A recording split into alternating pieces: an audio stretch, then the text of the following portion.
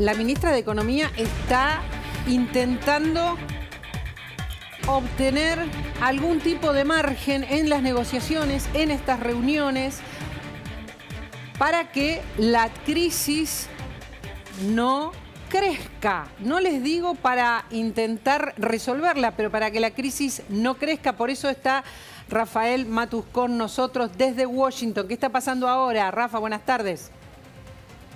¿Qué tal, María Laura? Muy buenas tardes para todos. ¿Cómo están? Estamos en este momento acá en las puertas del Fondo Monetario Internacional. En cualquier momento se espera la llegada de la ministra de Economía, Silvina Batakis, junto con el embajador argentino aquí en Washington, Jorge Argüello, y algunos otros funcionarios de la embajada.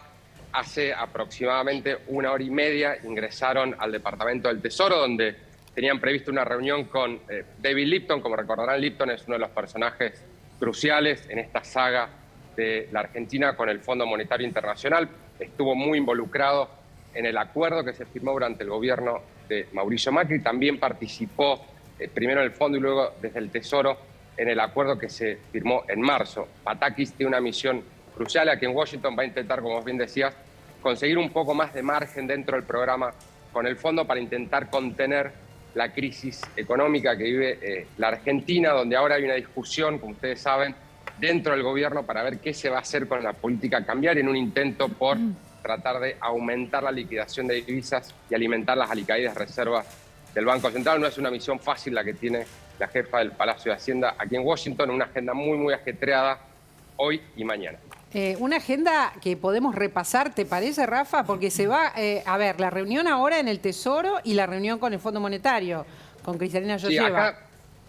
Sí, acá en el fondo tiene 2 reuniones. Va a tener un encuentro con Kristalina Georgieva. Ese va a ser un encuentro más político, protocolar. Es la primera vez que se van a ver frente a frente. Ya tuvieron una conversación telefónica donde ambas se comprometieron a seguir trabajando dentro de los lineamientos que se establecieron en el programa del fondo, y después va a tener una reunión más importante, si se quiere, desde el punto de vista técnico, sí, con el staff, con Ilan Goldfan, Luis Puguedú y Juli Cosa, que son los 3 funcionarios del fondo que llevan las riendas del programa argentino. Ahí es donde se va a poner sobre la mesa la letra fina, la discusión más dura sobre qué es lo que está dispuesto a aceptar el Fondo Monetario para darle más margen a la Argentina, qué es lo que tiene que hacer el gobierno, por ejemplo, para cambiar las metas del programa, si ese es el tono de la discusión, o para conseguir un waiver, un perdón, porque, como ustedes bien saben, las metas actuales del programa han quedado obsoletas.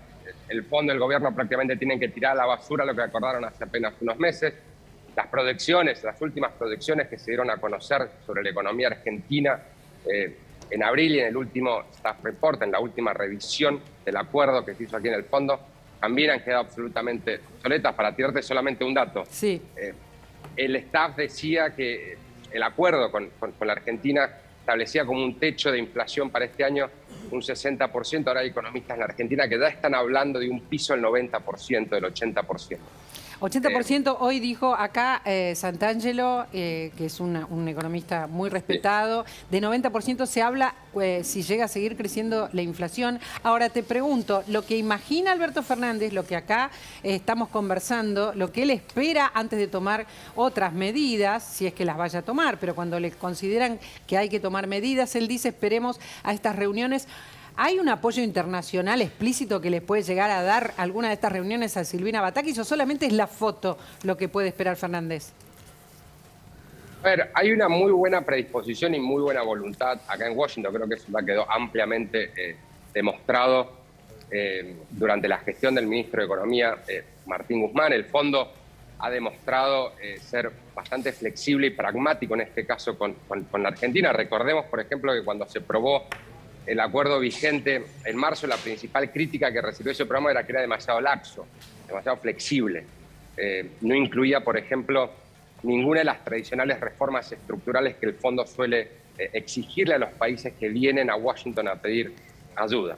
Muchos economistas aquí, muchos analistas, inversores en Wall Street, piden desde hace mucho tiempo que la Argentina encare una reforma previsional profunda, que se encare una reforma laboral profunda, una reforma impositiva, que se baje el gasto público para darle más oxígeno a la economía. Existe un consenso bastante nítido sobre qué es lo que hay que hacer hasta dónde tiene que ir el cuchillo, hasta dónde tiene que llegar el cuchillo para de alguna manera encarrilar la economía argentina, pero eso no es lo que hace el programa que acordaron Guzmán y el fondo. Es más bien un parche para intentar ganar tiempo hasta que se logre lo que el fondo viene pidiendo desde hace mucho tiempo, un consenso político amplio en la Argentina para encarar una serie de reformas que finalmente logren poner a la economía en un sendero de crecimiento sustentable. Dicho eso, sí, nadie quiere tirar queroseno al fuego, nadie quiere soltarle la mano a la Argentina, la Casa Blanca del gobierno de Joe Biden ni el Fondo Monetario Internacional. Es por eso que el gobierno de Alberto Fernández se ha encontrado con una, te diría, muy buena predisposición, muy buena voluntad acá en Washington para conseguir el margen que ha buscado durante todo este tiempo. Pero claro, nada es gratis, no hay almuerzo gratis en economía. Por lo tanto, retocar el programa, enmendar el programa, conseguir más espacio dentro de lo que ya se ha acordado, no va a venir gratis y es probable que el gobierno se tenga que comprometer a hacer algún retoque en las políticas que ha venido explicando hasta el momento. Matu, te pido un segundito porque tenemos una información urgente. Acá estamos muy pendientes del dólar blue y es información urgente sobre el dólar.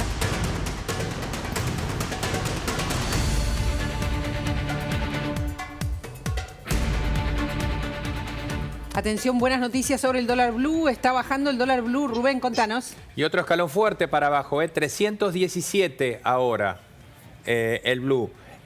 Recordemos, a ver, espérate que hago el cálculo de vuelta, porque había caído 15 pesos en la mañana con relación al viernes, cuando en el último número... 3.38 era el número del viernes. 3.38, es decir, que ya estamos 21 pesos abajo en este momento. Estoy tratando de averiguar exactamente por qué este comportamiento tan rápido. Imagino que Fausto Potama también está tratando de averiguarlo, sí. ¿no? Hay algo del famoso puré atrás de todo esto. Claro. Hay un negocio atrás de haber entrado con dólares financieros, salir y ahora liquidar el blue. También hay algunas ventas grandes, me dicen, que se están realizando en el mercado, que se están liquidando.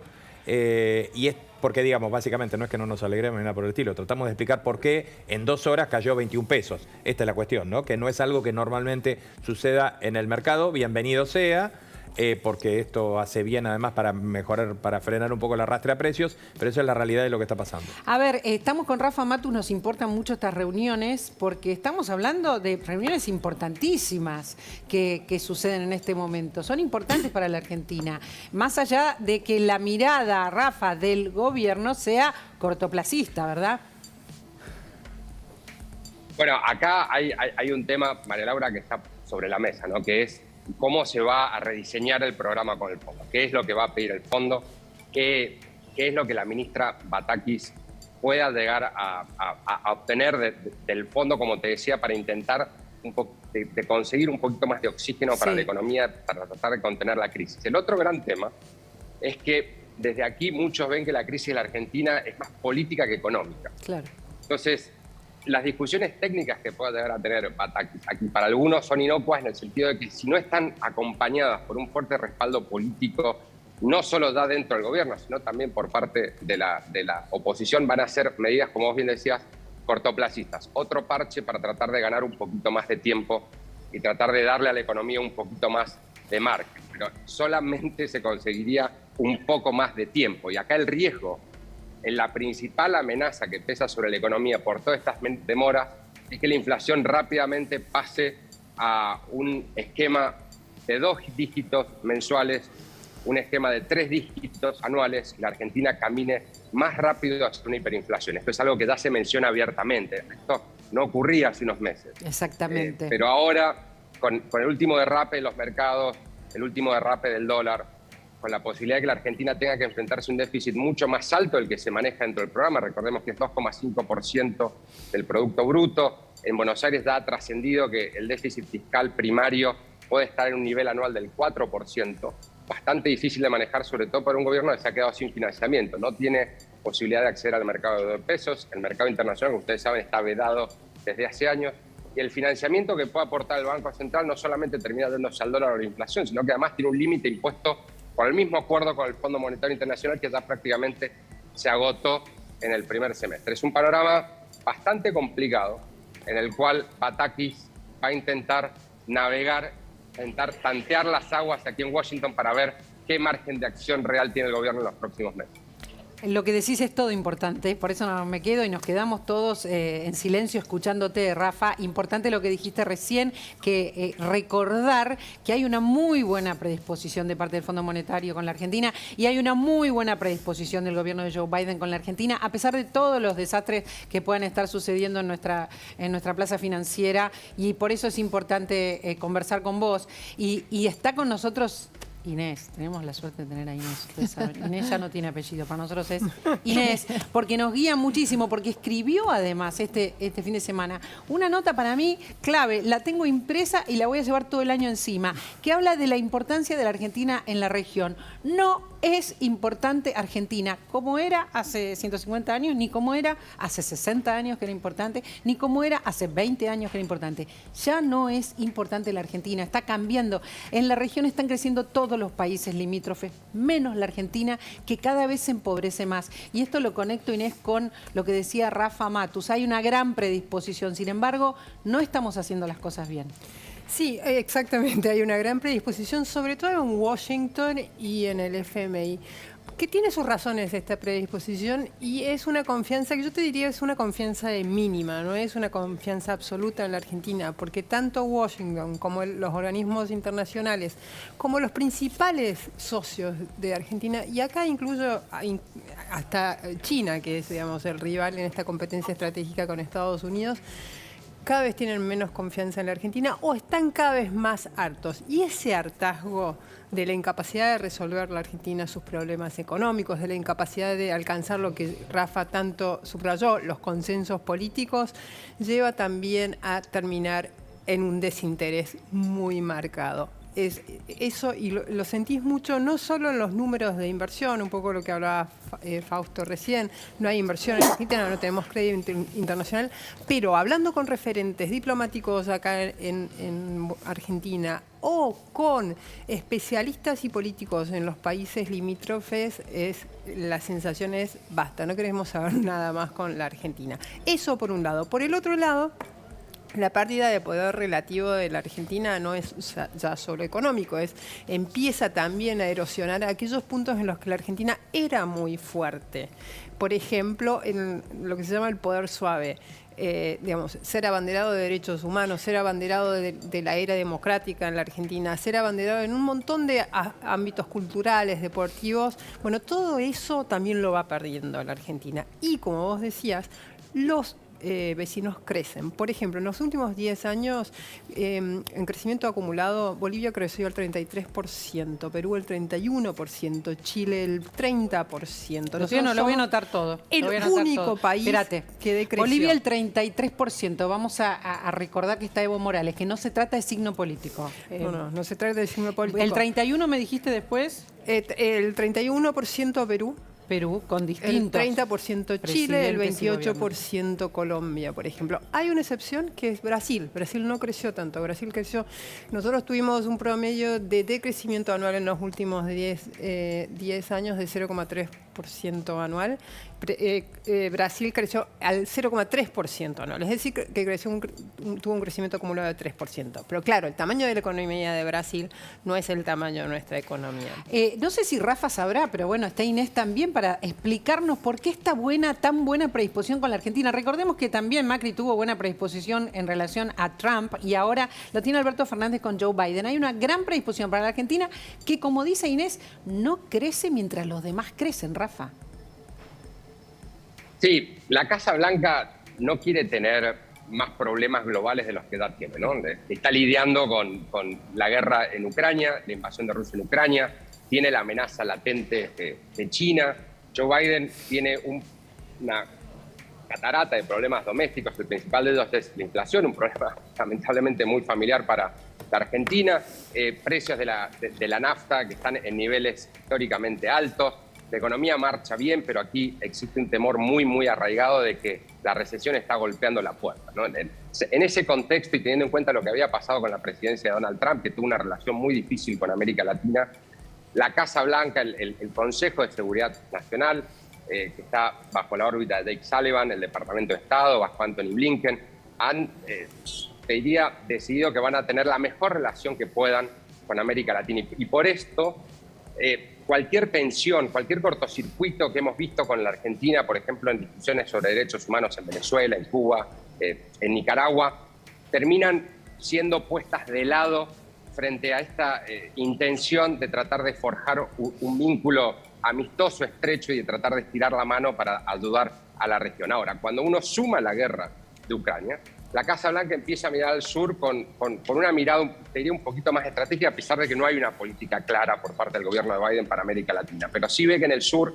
hay gas, ve que en el sur hay agricultura, hay trigo, hay soja, hay alimentos, ¿no? Entonces, en el contexto en el cual el gobierno de Biden está intentando encontrar todas las fuentes posibles de energía, todas las fuentes posibles de alimentos, busca de alguna manera tender una mano amistosa, una mano que intenta hacer negocios, ¿no? Si vos me preguntás, hay muchos aquí en Estados Unidos que les gustaría que la Argentina tuviera ya listo el gasoducto Néstor Kirchner para llevar gas desde Vaca Muerta Por supuesto. hasta Acosta, tuviera lista ya la planta de licuefacción para exportar gas natural licuado a Europa. Entonces se mira también con esta mezcla, ¿no?, de decir, tenemos ahí una oportunidad, pero no tenemos el contexto para aprovechar esa oportunidad. La crisis lamentablemente le pone un límite muy claro a esta buena predisposición que estamos hablando que existe en Washington, y por eso, como decía Inés, Argentina termina un poco cayéndose del mundo.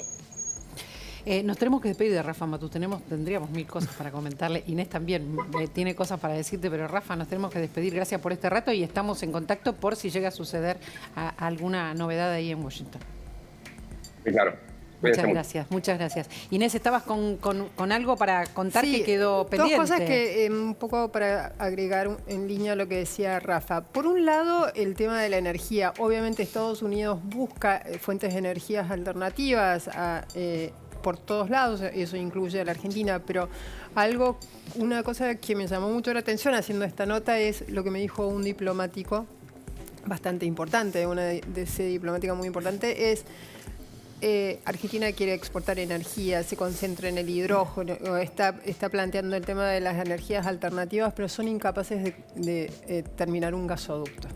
Entonces, esa disociación entre lo que puede ser y efectivamente es... Y ojo, no es un problema actual. Este diplomático lo resaltaba. Este es un problema de décadas. La disociación. De Argentina que Exacto. habla de sus potencialidades como si fuesen cosas que están sucediendo y no están sucediendo ni por casualidad. Exactamente. Entonces eso no hace más que alimentar la desconfianza hacia la Argentina, y es la desconfianza que va al hartazgo y del hartazgo vamos al desinterés. Dicho eso, por el otro lado, en esta voluntad de Washington de acercarse a América Latina, va a hacer todo lo posible para remendar un poco la relación estropeada durante la administración de Trump. Al hablar con referentes de todos los gobiernos de la región, una cosa llama muchísimo la atención, y es lo siguiente. Todos dicen, Washington viene y nos promete, nos quiere una relación voluminosa, sólida, mirando hacia el futuro, complementaria, pero a la hora de las papas no pasa nada. Claro. Hay bastante de retórica diplomática en Estados Unidos hacia la región. Entonces eso también implica que la región, como está sucediendo con Uruguay, vaya a buscar más del lado chino.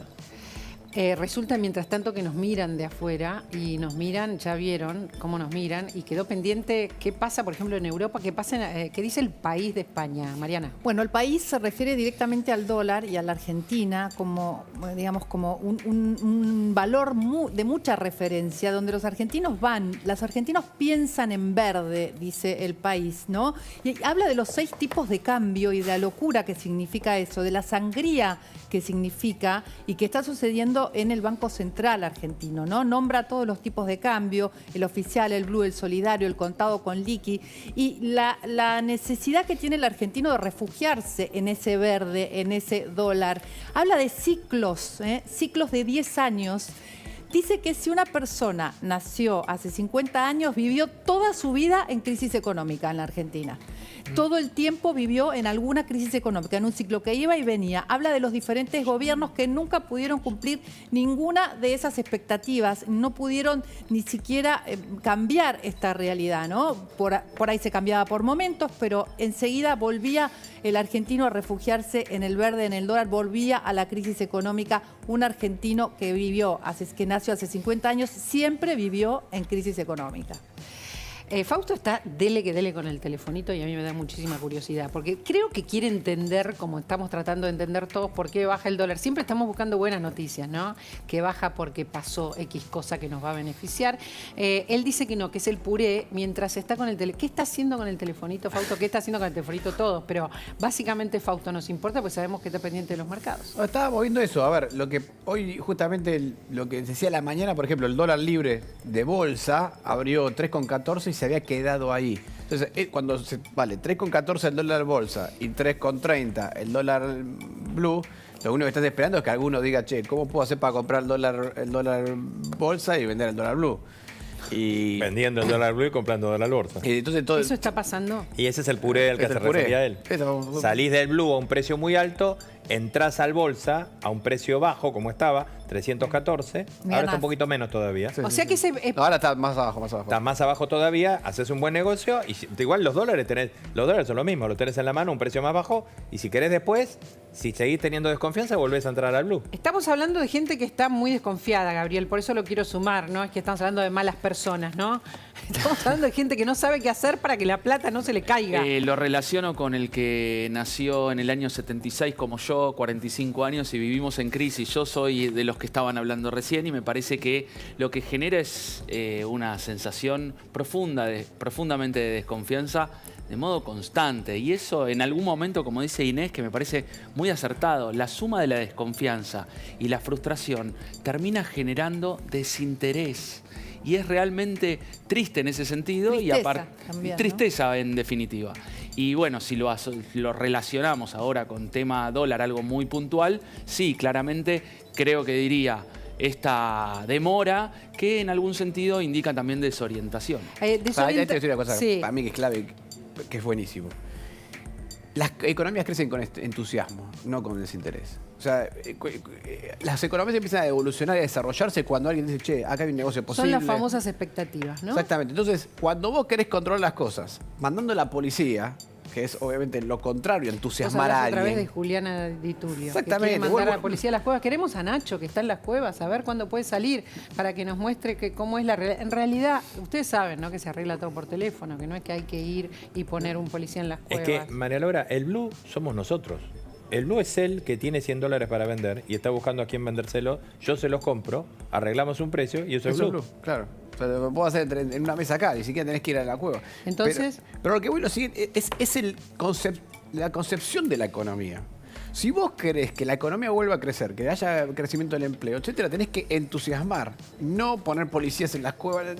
Cuando vos empezás a querer hacer funcionar la economía pero con está castigo, funcionando así. Es que no funciona la economía. Con los precios, con el control de los precios, digamos, está el cepo, estamos hablando de controles, ¿no? Pero es al revés. La economía, cualquier economista te va a decir, si vos querés que algo se logre, tenés que entusiasmar, si querés que algo no se haga, tenés que castigarlo. Ahora, vos no podés castigar para que algo funcione.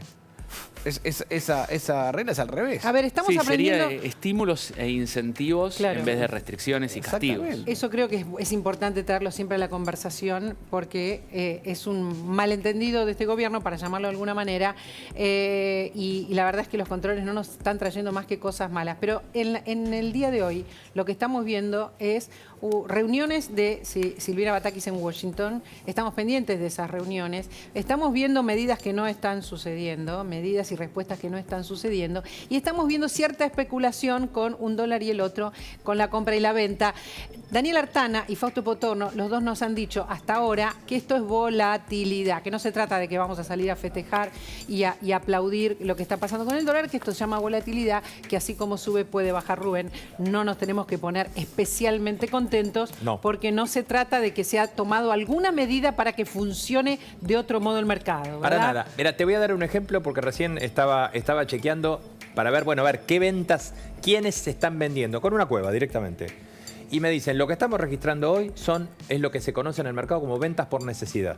Es decir, alguien tiene que sacarse de encima los dólares, que los compró hace 10 días para cuidarse del peso, porque tiene que, es lo que dijimos más temprano, porque tiene que usarlos para pagar pesos. Porque esto se resume a un punto, y es, los argentinos, cualquiera sea, están en pesos el mínimo tiempo posible. El mínimo tiempo posible. Es decir, compran dólares, los tienen hasta el momento que tienen que usar pesos. ¿Para qué necesitas pesos hoy? Pagar sueldos, pagar impuestos. Y para de contar. El resto lo compras con tarjeta y lo tiras para adelante. Entonces, cuando tienen que usar pesos, en ese minuto salen del dólar, que es lo que está pasando hoy. Y transfieren los pesos lo que tienen que pagar. ¿Sabes cuánto tiempo mantienen los pesos los argentinos hoy en promedio? Menos de 3 semanas. ¿Cuánto? Menos de 3 semanas. Es el promedio que un argentino hoy mantiene los pesos. Los gasta. Sí, se lo gasta, Lo saca. así, Compra dólares, lo que compra fuera. algo. Pero no lo mantiene no llega a 3 semanas. Mantiene significa que no los tiene en la mano ni los Sí, tiene en una caja de caja ahorro. fuerte, caja de ahorro, nada. Y Lo aparte, gasta. aparte uno toma decisiones con estabilidad y cualquier salto de 21 pesos ya te diría que es una noticia no muy positiva. La volatilidad implica que va para arriba, va para abajo, pero 21 pesos para abajo incluso hasta podría decirse como una noticia